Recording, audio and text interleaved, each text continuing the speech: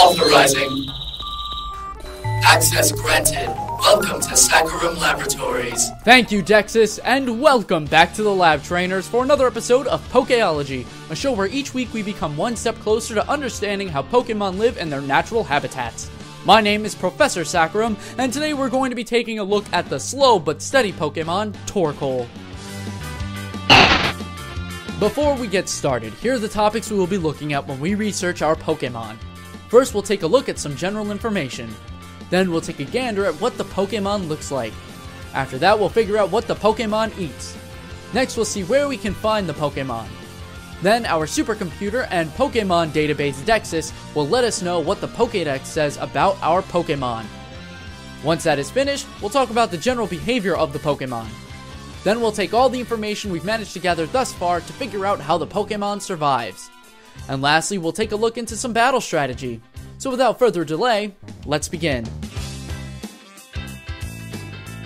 Torkoal are classified as the Coal Pokémon and are pure Fire-type Pokémon. The average height of these Pokémon are about 1'8", which converts to about 0.5 meters. And Torkoal weighs an average of 177 pounds, which is roughly 80.4 kilograms. So these guys may be short, but don't underestimate that weight because you might throw your back out. Trust me, I would know. And lastly, these Pokemon do not evolve.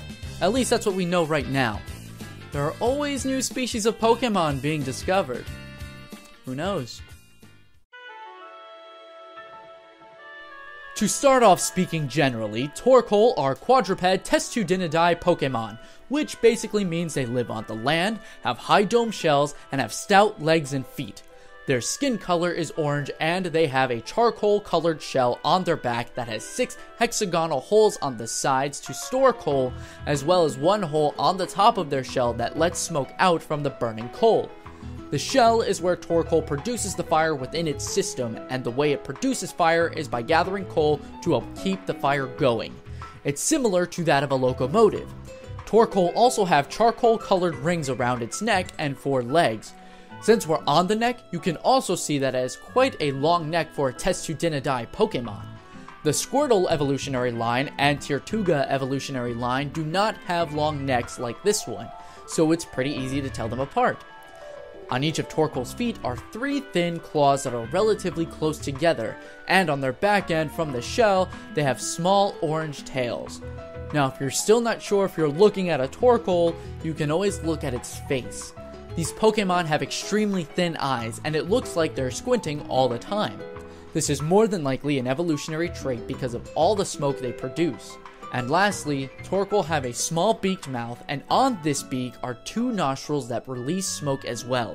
You'll know when this Pokemon is battle ready or excited when you see this Pokemon blow smoke from its nose. Torkoal are somewhere in the spectrum of herbivores and insectivores. The main food in Torkoal's diet is dry vegetation, things like grass, weeds, leafy greens, flowers, etc., but dried out. These dry plants help keep the fire in Torkoal's belly kindled along with the coal, but in order to keep this Pokemon hydrated, it also needs to eat fruits like apples and berries. And to change up the taste in its diet as well as gain some protein, Torkoal eats small bugs like Wurmple. Torkoal are commonly found in abandoned coal mines. This is due to the amount of coal that is usually left over there still from back in the day when we were using coal as a viable power supply. But even though we've moved past it, Torkoal still need it to keep functioning. So if you're looking for a Torkoal, you can find one in the following places: Johto's Safari Zone, Hoenn's Fiery Path, Kalos's Route 18, and Sinnoh's Route 227 and Stark Mountain. Now before we get into my own research, I'm going to have Dexys point you to some of my resources through the Pokédex. So you get a break from me for a second, but here's my good friend Dexys to inform you on the Pokédex entries from other researchers. Dexys, please open research log number 324 and read the entries for Torkoal. Why, of course, Professor. The researchers of Kanto, Sinnoh, Unova, and Kalos recorded this about Torkoal. It burns coal inside its shell. If it is attacked, it belches thick black smoke and flees. The The Kalos researchers then collaborated on a study with the researchers of Johto and said, you find abandoned coal mines full of them. They dig tirelessly in search of coal. Then finally, the researchers of Hoenn wrote several reports on Torkoal, which are as followed. Torkoal digs through mountains in search of coal. If it finds some, it fills hollow spaces on its shell with the coal and burns it. If it is attacked, this Pokémon spouts thick black smoke to beat a retreat. Torkoal generates energy by burning coal. It grows weaker as the fire dies down. When it is preparing for a battle, this Pokémon burns more coal. It battles using energy it gets from burning coal. When loosing smoke from its nostrils, it lets off a sound that is similar to a locomotive's horn. Torkoal are incredibly gentle and peaceful creatures. These Pokemon are also quite timid.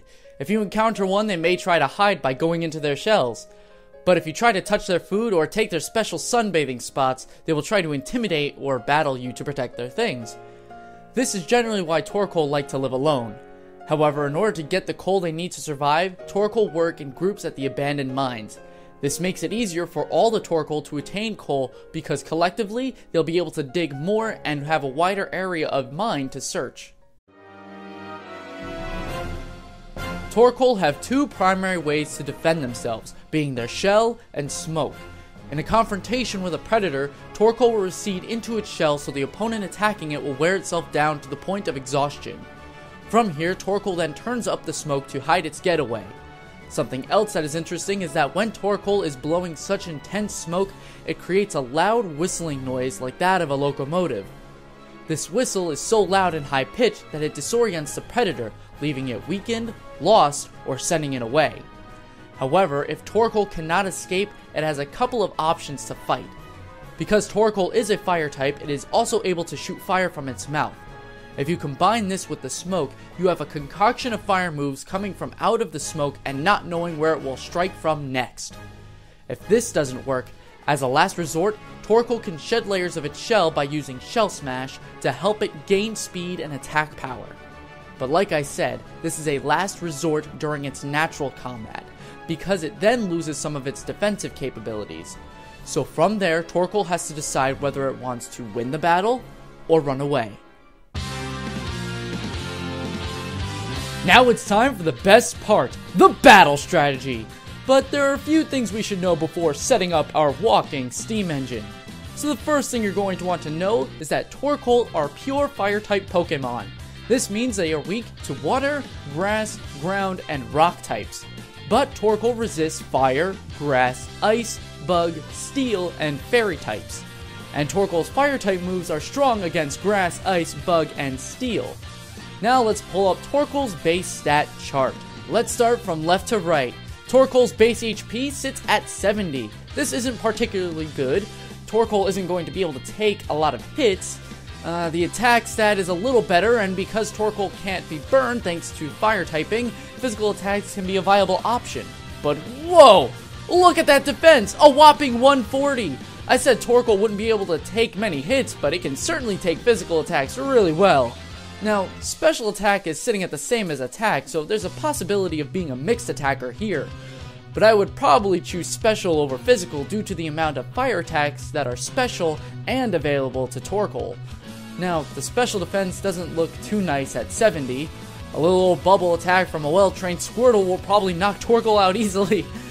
I may be exaggerating slightly, but it's not that good. But it's way better than Torkoal's speed stat, which sits at 20. Which ties it for the slowest fire Pokemon next to Litwick and Slugma, both of which are unevolved Pokemon. Next, you'll need to know that Torkoal has access to either one of two abilities, White Smoke and Shell Armor. Dexys, would you be so kind as to detail them for us? White Smoke. Opponent's moves which lower this Pokemon's stats have no effect. However, this Pokemon may lower its own stats with its own moves. Shell Armor. Opponent's moves cannot critical hit. Thank you, Dexys. Now we're ready to train a Torkoal, so here we go. Our first set asks that you have a Torkoal with a timid nature and the ability Shell Armor. You have a choice of either the Life Orb or White Herb items. Now make sure that you have an EV spread of 252 special attack, 4 special defense, and 252 speed. Give it the move Shell Smash, Fire Blast, Earth Power, and Rapid Spin, and you're ready to go. Our next set requires you to have a Torkoal with either a bold or relaxed nature and the ability Shell Armor. Give this Torkoal leftovers and spread the EV's 248 HP, 232 defense, and 28 special defense, and give it the moves Stealth Rock, Lava Plume, Toxic or Earthquake, and finally Rapid Spin.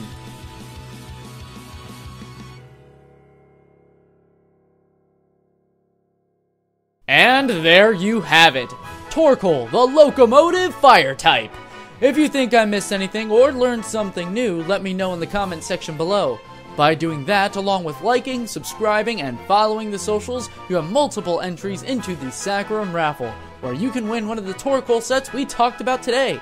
For more information on the rules, please be sure to check the description down below. With that being said, thanks for watching. My name is Professor SACCHARUM, and I will see you guys next time when you visit the lab. Dexys, sign us out! Certainly, Professor. If you enjoyed this video, please be sure to leave a like. If you want to see more content like this, be sure to subscribe if you haven't already done so. If you're still unsure about subscribing but still want to see more, then click on one of the links on the screen to see more videos made by the Professor. To stay up to date with work in the laboratory, check in the description where you will find the Professor's social media links. Thank you for visiting SACCHARUM Laboratories, and have a wonderful day.